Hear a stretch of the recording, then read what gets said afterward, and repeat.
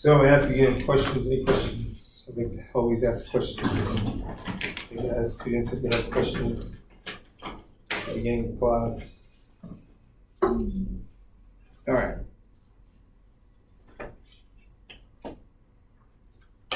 So, for the purpose of review, you asked that question. And I had drawn this tube on the board, right? Mm-hmm. And so, if we call that a capillary, then at one end I have what we call the arterial end. Okay? Now this is a single capillary, guys, not a capillary bed. Understand? So there is no single capillary. There are only capillary beds. Did everybody hear me? Uh-huh. There are capillary beds. That means there's multiples of these capillaries. You got me? Yes, sir. And so that's where that whole discussion was when I talked about resistors in parallel, like in electrics. Yes? Mm-hmm. And that whole idea that electrical flow through wires and resistors is the same as the fluid flow through a dynamic tube that's regulated through smooth muscle up until it gets to the capillaries, because the capillary number increases. That's what the definition of a capillary bed is. Right? But the difference is that we don't have resistors built in the center. What we have, in physiological sense, is to prevent or reduce the flow of blood through the capillary.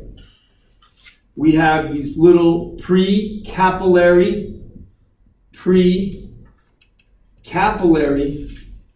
sphincters. Now, what's a sphincter do, guys? Right? It better be nice and tight, you agree? Because if you play with it too much, and it gets lax, I'm not judging. People play with it regularly, it's all good. You're gonna have a smile on your face once in a while, right? You're gonna tickle on it. I'm understanding.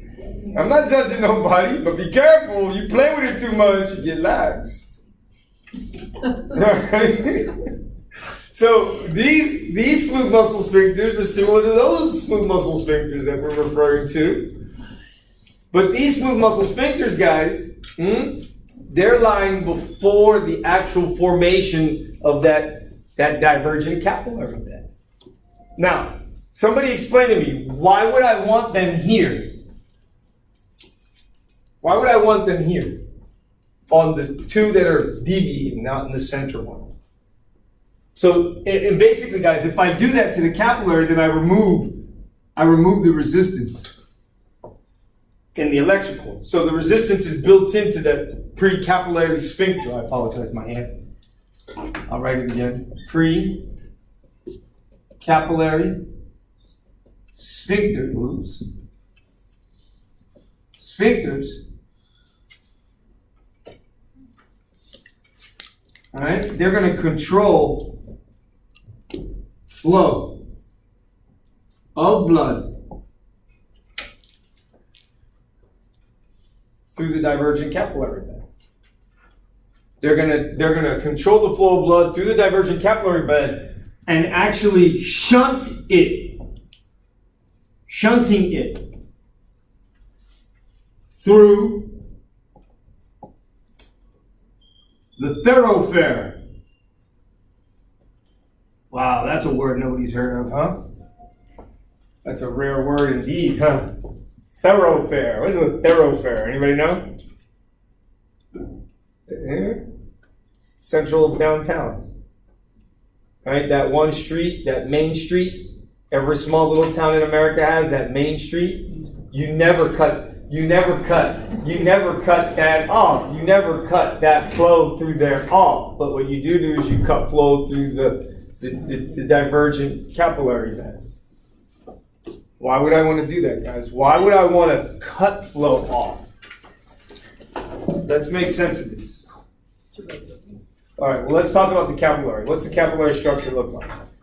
Some squamous epithelium with a basement membrane. That's exactly what it looks like. You ever hear me? Because it is consistent with the basic tube that we started with in embryological development. You understand?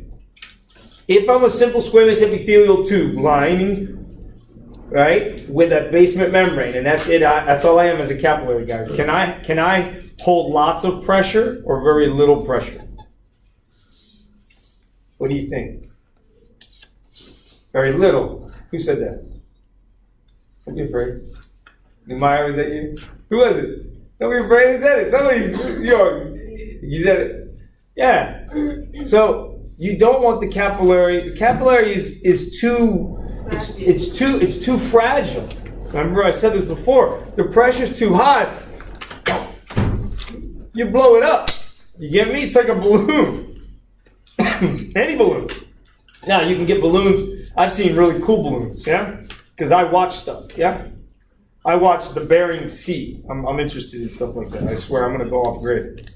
You guys aren't going to see me for a while. I'm going to go up to Alaska and look for gold. Treasure for gold, that's what I'm going to do. That's where it's at, man. Treasure for gold, baby. That's it. You're going to treasure for gold. So I watch all these shows about treasure for gold and all these things that they take out of the Alaskan Sea, or the part of the Alaskan, the North Pacific Ocean is called the Bering Sea. And this is a very unforgiving sea. This thing swallows ships whole, you know what I mean? It snaps the hulls of steel ships in half. Do you understand me? It is very dangerous. These guys can put their lives on the line and pull crabs and all kinds of stuff out of the ocean, including gold.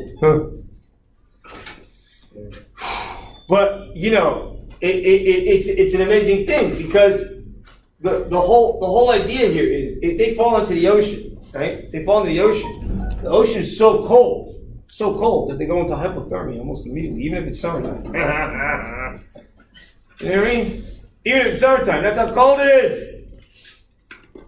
Now, what effect would that have on the capillaries? Because I'm reading. Of course, I read. I watch and I read. I've always been a very observant individual. You know, there was a case where a kid drowned in cold water, fresh cold water, in winter. And because he's a kid, and we still have this called deep dive reflex response that we have as children that we don't have as adults, that we lose as adults. Because remember, we're aquatic when we're first born. So that reflex can actually keep them alive, and if the water is just cold enough, it can slow down the metabolism just enough so that when they are revived, even if they're in water for an hour or so, this case was reported when I was in medical school in 2006 in the New England Journal of Medicine, somewhere around there, 2004 or 5. The kid survived with no mental retardation whatsoever. He was drowned. He had died. He was revived and had no mental retardation whatsoever. Nothing wrong with his brain, right? So outer influences, the whole idea here is, guys, we have ways of manipulating flow through the blood vessel wall, right? Through the blood vessels that are arranged in the capillary beds.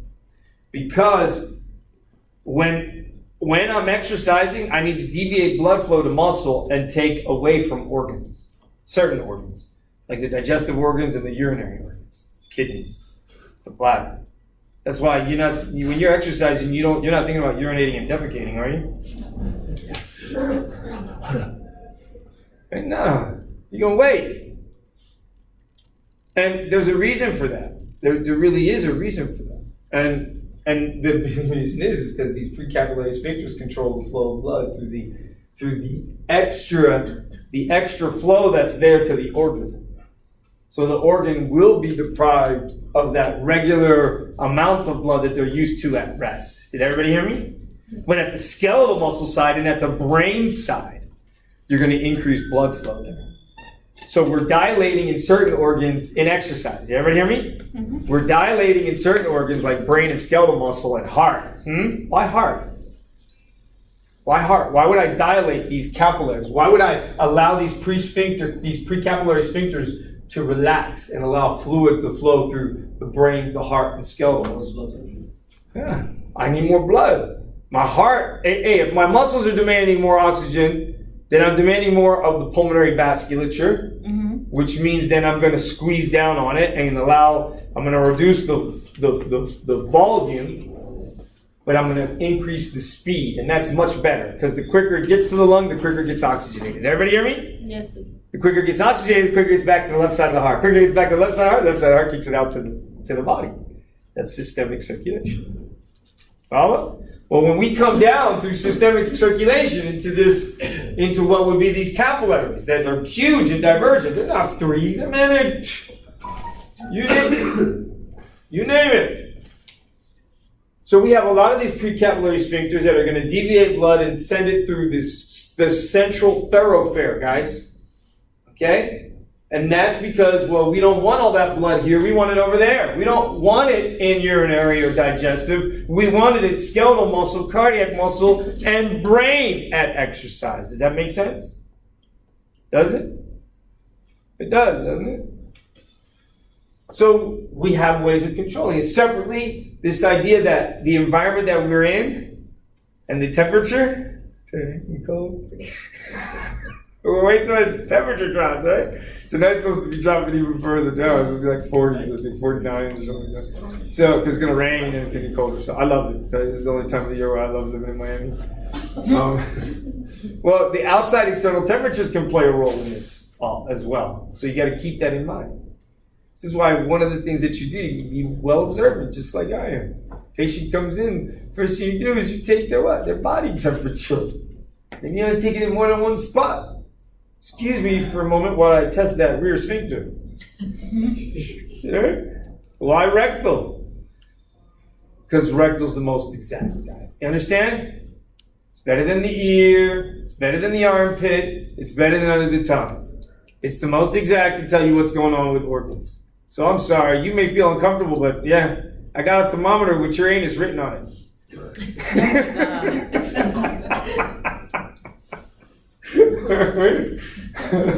No, because, hey, I want to know what your core body temperature is. The only way we're going to do that is by what? Delving deep into where your core is. Okay? It's the only way. All right? And if someone's not responsive, and sometimes, there are degrees off to every place that you go to take or organ temperature, or you want to get body temperature. There's a certain degrees that it's off. All right? So you got to keep that in mind too. That's why sometimes you got to do it more in one spot. You got to do the armpit, the tongue. Don't use the same thermometer.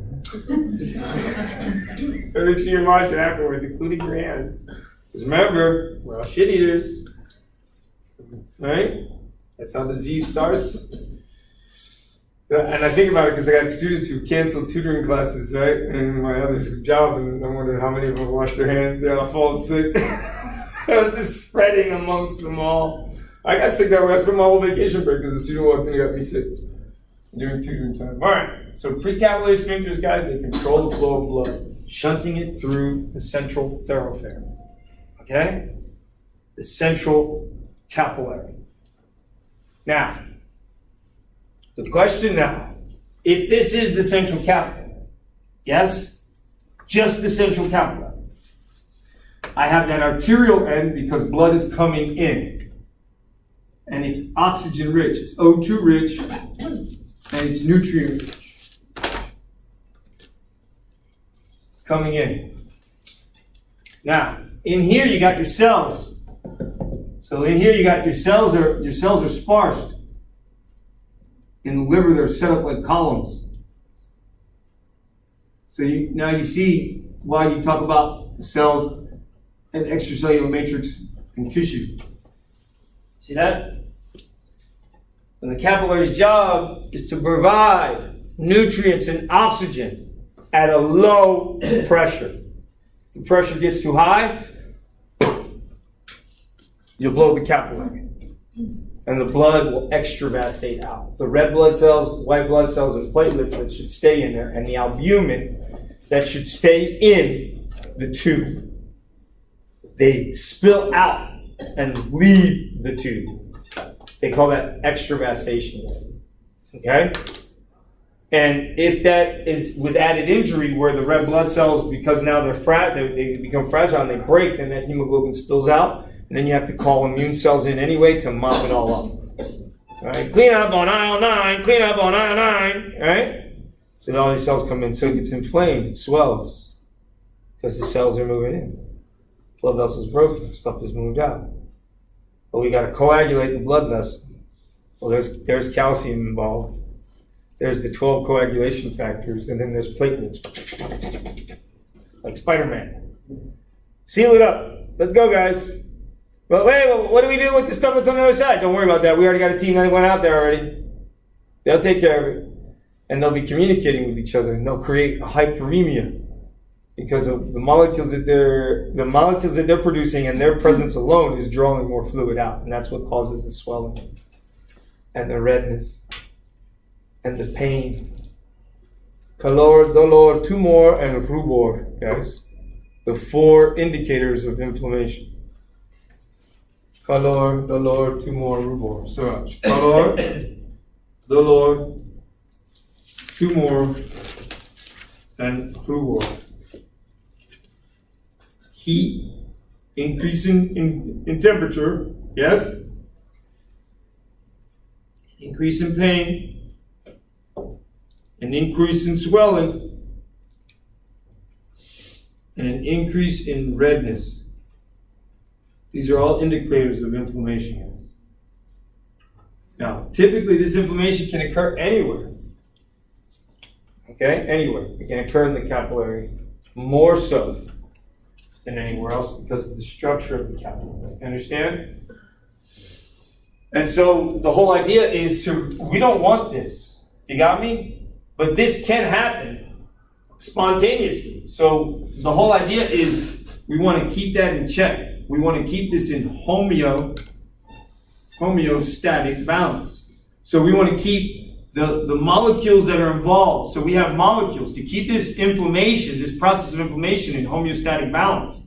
Guys, we have ways of keeping it down and then keeping it up so that it stays balanced. And those are inflammatory mediators. Did everybody hear me? Uh-huh. Inflammatory mediators. Oh, there's a huge bunch. This is forever. We can go up to the roof. Start writing it on a sheet of paper and throw it all the way down to the ground. There's stuff like serotonin and neuropeptide Y and substance P. Those are neurotransmitters that act at the sensory endings of the neurons to signal that there's this calor, dolor, rubor, tumor, so that your nervous system senses the stuff, sends signals back, and stimulate the immune system and everything else. And it causes you to muscle to cramp. You're like, it'll tell you, hey, screwed up. You messed up that capillary. Now it's swollen up. Now you can't, you need to stay off it. So what do people do? Take aspirin for the pain, and then they what? They keep walking on it. You gotta listen to your body. Your body says, yo, stay off it. You need to stay off it. Because you're gonna cause inflammation. You're gonna throw that homeostatic balance off if you keep walking on it. The body's telling you stay off of it. You're inflamed. And you're in this. What you've done is you've reset the homeostatic balance to a new level, and then it has to come back down again. You get me? Yes. So you want to keep it. You want to keep it in check. You want to keep this low. You don't want inflammation everywhere in the body, guys. Inflammation in the body, everywhere in the body, everywhere in the capillaries, that leads to this. That's the dick that does not put a smile on your face. Okay. Disseminated intravascular coagulation. Okay? Listen to the word, disseminated. What's the word disseminated? Am I not disseminating to you guys? I'm spreading the word like Jesus Christ, yes? Jesus Christ spread the gospel, right? Yeah. Or actually, Matthew, Mark, Luke, and John spread the gospels, right? Jesus Christ, he spoke the truth and they wrote it down and then they spread the gospels, right? So, but the idea is this DIC, guys, is disseminated, it's spreading. You got me? Intravascular means what? Within the bloodstream, huh? Mm-hmm. Coagulation. Sound like a good thing? Listen, break it down into common words. Basically, you're going to die. About 8% chance you're going to die. Even if you're in the hospital with a really good doctor. Even if you're in the hospital with a really good team of doctors, there's a likelihood you're going to die. Because you're going to clot blood in certain areas, and in other areas, you don't know what's going on. So what winds up happening is you clot the blood so effectively in some areas, and in other areas, your clotting factors, because you have a limited supply of clotting factors in the bloodstream, then you're actually at risk for bleeding out in other areas. Because some areas were demanding more coagulation factors for whatever reason, then you used them up over there, and then over here you didn't have enough. And then so in areas, certain areas are being coagulated, and other areas are bleeding out. So you're coagulating certain areas and bleeding out in other areas, guys. You see that? Sounds like Ebola, doesn't it? Ebola, your cardiovascular pressure drops because everything starts leaking out of the capillaries, guys. You hear me? You can't have that. The question was, hey, so how do I, if I'm pushed, so at this end I have this huge hydrostatic pressure. And that hydrostatic pressure there's 4 pressures always involved here, guys. With fluid moving in or out of the tube. And the pressure that's the greatest at the arterial end is the hydrostatic pressure. It's huge. The force is huge. And that's coming from what? From the systemic side. From what heart produced and then what the arteries tried to mimic. Because they stretch and snap back because they have smooth muscle with elastic tissue. You know? And then so when it finally gets down there, it's at a higher pressure. It's at a high pressure, remember, because if it was at a high pressure, the capillary would burst. Got me? So we have precapillary sphincters to control the amount. The pressure goes too high. Oh, let's clamp down. You can't destroy these capillaries. You destroy these capillaries out, you're going to have problems with the circulation in that area. You hear me? You can't do this. Now, can you regenerate capillaries? Yes. Yes, you can. Can you make new capillaries? Yes, yes, you can. Through oxygen demand, tissue demand, you can initiate the formation of new capillary beds. This is the problem with certain tumors. This is with all tumors. What do dividing cells need, guys, regularly? What does a dividing cell need regularly? If I want to go from 1 cell to 2 cells, 2 to 4, like I did after Mom and Dad got together to do wild man. Right? What's the 2 things I need? Glucose and oxygen. Everyone agree? If I'm a tumor cell, don't I need glucose and oxygen? Where am I getting glucose and oxygen from? From a blood vessel. So as the tumor grows, so does the blood vessel. They grow together. Until the tumor grows too big. It outstrips its blood supply. And there you get necrosis. Did everybody hear me? Does that sound like a good thing? Necrosis leads to DIC, ladies and gentlemen. Did you hear me? Necrosis leads to DIC. What is necrosis? Anybody know what necrosis is? Dead tissue. That's exactly what it is. Think about it. Necrosis. Right? It's bad. It's the worst.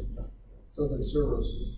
Cirrhosis is almost that's death of the liver tissues and replacement of it with scar tissue. Yeah, that's what cirrhosis is. Yeah. And cirrhosis is a little bit. It's the next stage to necrosis. Because you have the necrotic liver cells get replaced by scar tissue, and that causes the liver cirrhosis.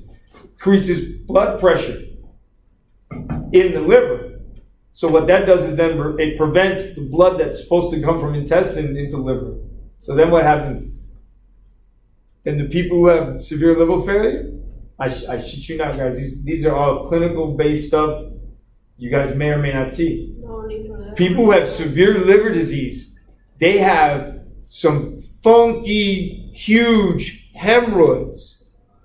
And the really severe ones, the blood vessels, because the blood can't get back through the liver and into the heart, then it's going to pool down below, and then it'll work its way around the abdomen to get back to the heart, and it creates this caput medusa on the abdominal wall. Look it up. Look up caput medusa. Look it up right now. Probably one of the disgusting things you'll ever see. What is it? It's a series of blood vessels that engorge because the liver is so swollen and so fibrous over that blood can't come into it, so the blood comes out the back end and then snakes its way up on the abdomen to get back to the heart. It's disgusting. Caput medusa on the abdominal wall.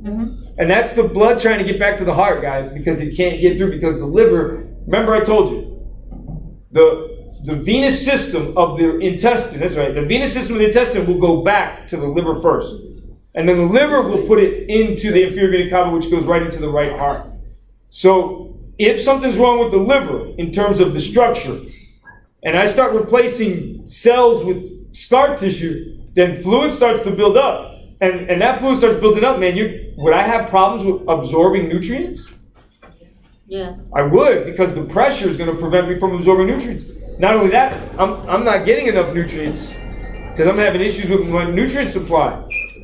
So, I mean, this is the typical alcoholic, isn't it? Yeah. I'm describing you an alcoholic now. See, and I can tell you that I have a student who took me for 2586, and she's in the accelerated program. And she's another one of the students she's struggling because at Med Surge 1 is kicking her butt. It's not easy. And that's why I teach you guys the way I do, because I know what's coming down the pipe. You think this stuff isn't easy, wait till Med Surge comes. I'm not trying to scare you, but I'm trying to scare you. You better learn this stuff, because it's important. Clinical scenario. This alcoholic comes in, he's chronic alcoholic, and he's diagnosed with cirrhosis of the liver. And you want to know why? He takes his shirt off, and you see this huge set of blood vessels on top of the abdominal wall. That's an indicator of the progressive liver disease that he has. He's probably in end-stage hepatic failure. And you only know that if you smell his breath, and it's sweet to the breath. Sweet smell to the breath is the acetone. It smells like paint varnish or nail paint remover, right? Paint nail remover. Mm-hmm. And that's because they're in a ketoacidotic state. They're jacked up. It's a serious problem. And that's where we go into acid-base imbalances. So why the whole thing about this liver? You mentioned liver, because the liver makes albumin, guys. Do you understand? No. And when I'm talking about so at the arterial end, it's hydrostatic pressure that predominates, pushing out of all the four forces that exist. It's hydrostatic pressure that is the greatest force at the arterial end, and that will force fluid out. But when I get to the venous end of the capillary, something strange happens. Fluid moves back in. And that force to move fluid back in is greater than any of the other forces. And that force is due to the fact that albumin never left.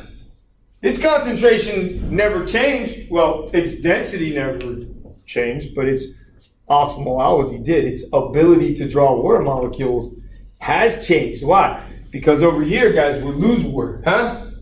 And so what happens? As you continue to lose water, then it looks like the albumin concentration went up, doesn't it? And what that'll do is it'll force water back in, you see? So at the venous end of the capillary, it's albumin that allows us to reabsorb 90% of the fluid that comes out. So out of here, so let's remove Dick, right? So if we take out 100%, right? I hope to God none of my high school students are watching this, and I hope none of their parents are either. Oh well. So out of that 100%, guys, of fluid that gets pushed out, no albumin should ever leave. And so when I get to the venous end, 90% of what came out fluid-wise gets absorbed back into the venous end because of albumin's concentration, guys. You get me? And if I have diseased liver, then I'm so involved with this chronic inflammation that leads me. This over time causes cancer, guys. All this over time, with increase in time plus increase in time, will lead to cancer. And this is why acute hepatitis can lead to chronic hepatitis, can lead to chronic cirrhosis of the liver, and ultimately liver failure. And you will get DIC with this person. And it won't be because of infection. It'll be due to lack of coagulation factors and exhausting of coagulation factors, the issue with stasis because of the pressure in the hepatic portal vein. That vein whose job it is to absorb all of the fluid from GI to get it delivered first. It's called the hepatic portal vein. And that hepatic portal vein, you'll get an increase in its tension. They call that hepatic portal hypertension. And when a person with liver failure or liver disease